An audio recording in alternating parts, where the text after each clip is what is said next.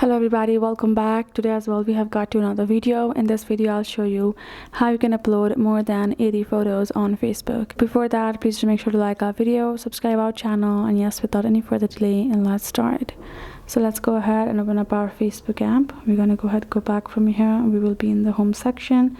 It will look like this. Now let's say you would like to simply upload more than 80 photos, right? So what you're gonna do is simply gonna go ahead, tap on this option of create album, tap on this plus icon, tap on this option of post, and tap on this option of album. Tap on create album, and you can choose how you would like it to be seen, friends, public, etc. And then tap in album name, save it. Now you're gonna add the